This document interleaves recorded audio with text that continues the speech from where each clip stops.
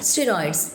So whenever we are talking about steroids, the drugs which comes in our minds are hydrocortisone, methylprednisolone and dexamethasone.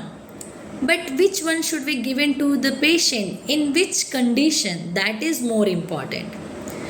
These steroids have two action in our body. The first one is the glucocorticoid action and the second one is the mineralocorticoid action. In glucocorticoid, the inflammation of your body will be reduced, and in mineralocorticoid, it will retain salt and water in your body, because of which your BP will be maintained. The patients who comes in acute inflammatory conditions like asthmatic attack or septic shock, where the patient's BP is very low, the patient requires continuous higher supports of inotropes. In such condition, we used to give this patient hydrocortisone. Why?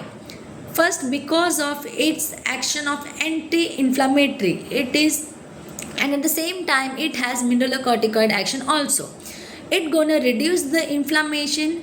At the same time, it gonna retain the salt and water in your body, because of which the BP will be maintained. Now the next and the duration and the second thing, good part in hydrocortisone is it is short acting one, where it is active in your body for 8 hours to 12 hours max. Now the next one is your intermediate one, that is your methylprednisolone. Now the methylprednisolone is more potent in its glucocorticoid action as compared to hydrocortisone, almost 5 times.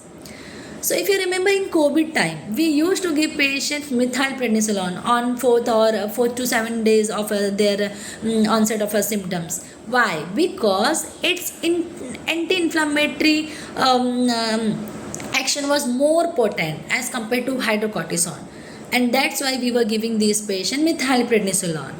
And at the same time, its mineralocorticoid action is almost half of hydrocorticoid, where it's not gonna retain that much of a salt and water in your body, because of which the patient was not landing up in a fluid overload. Now the last one, that is your deep long acting one, that is your dexamethasone. Dexamethasone is almost 10 times more potent in its glucocorticoid action as compared to hydrocortisone, and its mineralocorticoid action is almost nil. So when we are giving dexamethasone is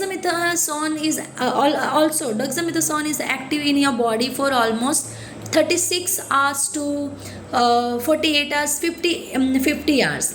So if your patient is in a sepsis, don't give it, because it is active for longer duration, where it gonna suppress the immunity of your patient for longer duration, and patient's condition will deteriorate more.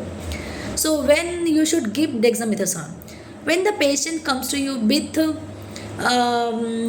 perilesional edema in your brain, in meningitis, in cysticercosis, we need to reduce the inflammation of the brain, so that patient will not develop any other critical condition, where patients should, whenever we are giving as its glucocorticoid action is more potent, it gonna reduce the inflammation, the swelling of your brain, because of which the patient's condition will be better, and hence we should give this one. At the same time, these are acute condition. In whenever we are seeing these patients of a meningitis, cysticercosis, they are acute patients. So that means these patients not gonna develop secondary infection that fast. So in such patient, we can give dexamethasone without any hesitation, because this patient not gonna develop sepsis that soon. And the same time, before that, patient can be treated well. So yes, these are the explanations. Thank you.